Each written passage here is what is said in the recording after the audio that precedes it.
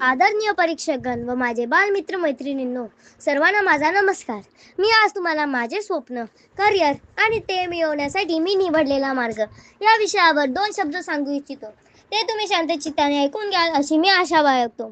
मित्रांनो, आपणाला माहीतच आहे की मनुष्य स्वभावतः स्वप्ने पाहत असतो. त्याचा हाच गुण त्याला इतर प्राण्यांपासून वेगळे करून उच्च स्थानी नेतो. मनुष्य स्वप्ने पाहतो आणि ती जीवनात साकार करतो. आपली प्रगती, समृद्धी आणि सांस्कृतिक विकासाचा महत्त्वाकांक्षा हाच तर मूलमंत्र आहे.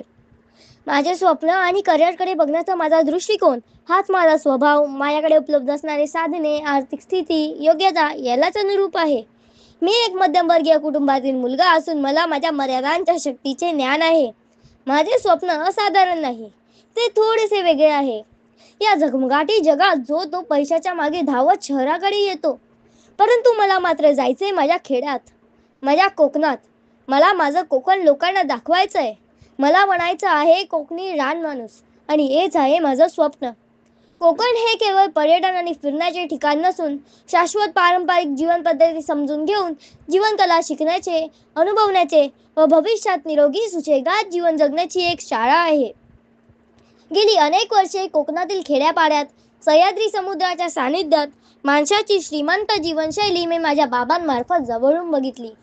त्या स्वदेशी जीवनशैलीला जपण्यासाठी जगायला लागणारे जीवन कौशल्य जोपर्यंत आपण शिकत नाही आणि स्वीकारत नाही, तोपर्यंत त्याला फारसा अर्थ उरत नाही.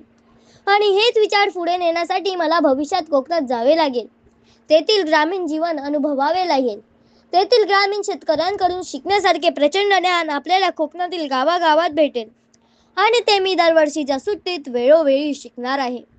मला असा अभ्यास करायचा आहे जिथे पर्यावरण साखळीला न तोडता पर्यावरण शास्त्राशी जुळवून घेऊन शेती कशी करावी, त्या शेतीवर अवलंबून असणाऱ्या प्राण्यांमात्रांसाठी मला अन्न साखळीचा भाग बनून जगायचे आहे.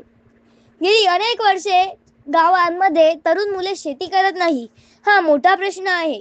पण सुरकुते पडलेल्या चेहऱ्यावरती जगण्याचा आनंद घेऊन पाठीला आखडी आणि कोयता लावून रुबाबात रानात फिरणारे ते सुसंवादी कोकणी रानमाणूस आपल्याला गावागावात दिसतील. परंतु माणसाचा हा प्रकार आता दुर्मिळ होत चालला आहे. पर्यावरणामधल्या या जुन्या माणसांचे अस्तित्व संपणे हे सुद्धा कोकणातील पर्यावरण संवेदनशील साखळीला परवडणारे नाही. कोकणासारख्या पर्यावरण संवेदनशील भागात जगण्याचे तंत्र विकसित करणारी आणि सुसंवादी जीवन जगणारी ती पिढी आपल्याला खूप काही देऊन गेली आहे.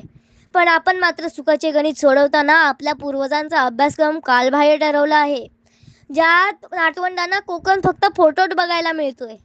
आमच्या गावी पहिले असे होते, आमची आजी अशी अमुक पदार्थ करायची, आमचे आजोबा अशी शेती करायचे. या कोकण पुराणांचा आता खरंच उभं आलाय. जसं वाटतं तसं मृत संग्रहालयात ठेवलेला सांगाड्यासारखा कोकणाबद्दल बोलतोय. म्हणूनच मालवणीत मनसा आजान केल्यान बापाशीन खाल्ल्यान तर मग नातवाक काय ठेवल्यान. अरे पैसा कोणाला पुरणार आहे. पिढ्यान पिढ्या चालत आलेली शेती, जीवन कौशल्ये जर पुढे सरकली नाहीत तर आपली पुढची पिढी फक्त आणि फक्त नोकरी करून जीवन जगणार आहेत का? हा एक भविष्यातला जिवंत प्रश्न आहे. केवळ प्रश्न विचारून थांबत नाहीये. माझे उत्तर मी शोधलंय. जुने जाणता कुशल लोकांसोबत कनेक्ट होऊन जीवन कौशल्य शिकायचे.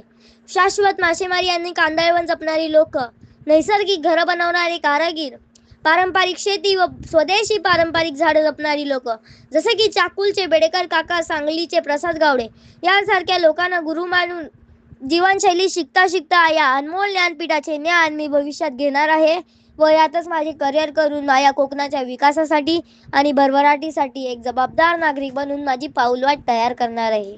तसेही पैशाच्या जगात आपण भिकारी आहोतच. निदान निसर्गातल्या जगाचे तरी राजा बनून जगू. आणि हाच राजा बनण्याचे माझे स्वप्न आहे आणि ते मी पूर्ण करणारच. धन्यवाद.